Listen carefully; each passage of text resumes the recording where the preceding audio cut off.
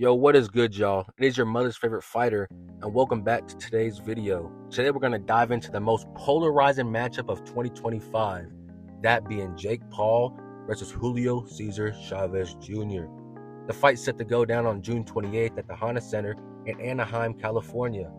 This 10-round cruiserweight clash is Jake Paul's next step to a world title, or is it a trap set by the former world champion? We're going to break it down, analyze both fighters, and make a prediction. Stick around, hit that like button. Now let's get into it. Before we get into the fighters, let's go ahead and give a little bit of context within the fight. You have Jake Paul, the YouTuber turned pro, who has an 11-1 record with 7 knockouts, coming off of a unanimous decision victory over Mike Tyson. Then you have Julio Cesar Chavez Jr., a former WBC middleweight champion who holds a 54-6-1 record, with 34 of those wins coming via knockout. But he hasn't been a consistent force in boxing since he lost his title in 2012. This fight's scheduled for the cruiserweight limit at 200 pounds, airing on the Zone pay-per-view, and he's got the boxing world buzzing. So, who's got the edge? Let's get into it. Now, first up, you have Jake Paul. At 28 years old, he's young, hungry, and he's physically imposing.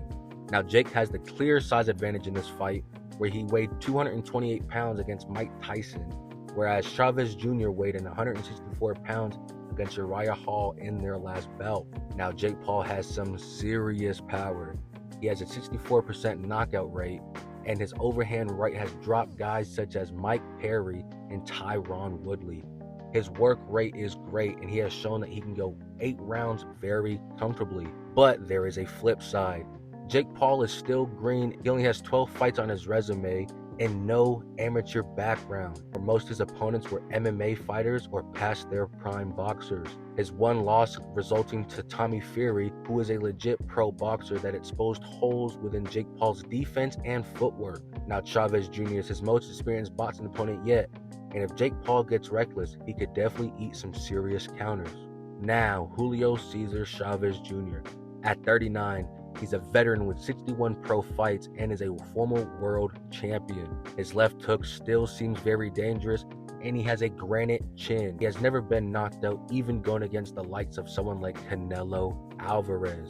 Chavez Jr. has 344 pro rounds under his belt, as Jake Paul has 60, which gives Chavez Jr. a massive experience edge. If he's in shape, his body shots and defense could frustrate Jake. His dad, boxing legend Julio Cesar Chavez Sr., says he's training harder than ever, and recent sparring clips show he is dropping his sparring partners. But let's be real.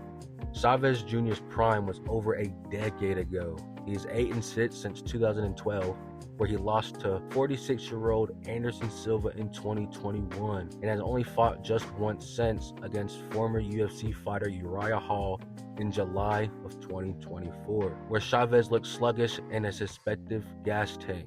You have Sean Porter calling him out in the past for weak training habits, such as shadowboxing for a minute and bailing. Inactivity, weight issues, and past personal struggles could definitely haunt Chavez Jr. in this fight. So, how do they stack up? Jake Paul, the younger, bigger, and more aggressive fighter, gives him the edge in the early rounds. He'll look to pressure Chavez Jr. early using his jab and that big right hand, trying to test Chavez's chin. This fight's scheduled for the 200-pound limit, which favors Jake, who's way more comfortable at the heavier weight. Now, Chavez Jr.'s best shot is to weather the storm early, target Jake Paul's body, and exploit his inexperience in the later rounds.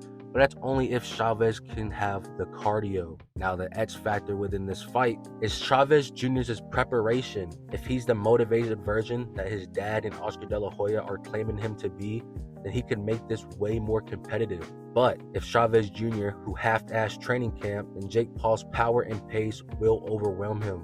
But this is where we get in with the prediction. And I think it's easy to say, I have Jake Paul defeating Julio Cesar Chavez Jr. via TKO in the 6th round. Obviously, Chavez Jr.'s experience will keep him in the fight early, but Jake Paul's size, youth, and relentless pressure will break down Chavez Jr. for sure in the middle rounds. Although Chavez Jr. has a tough chin, his cardio and inactivity within the ring are very major red flags going into this fight. I can see Jake Paul landing that big right hand or even a monstrous uppercut, ending Chavez Jr.'s night. That being said, If Chavez Jr. shows up in peak form, he could drag this to a decision and potentially steal it. It's a very slim chance, but it is out there. But let me know what you guys think. Is Jake Paul going to steamroll Chavez Jr. or the former world champion pull off the upset of the century? Go ahead and drop your predictions in the comments below. Smash that like button and subscribe for more fight breakdowns. Until next time, this was your mother's favorite fighter, and I'm out. Peace.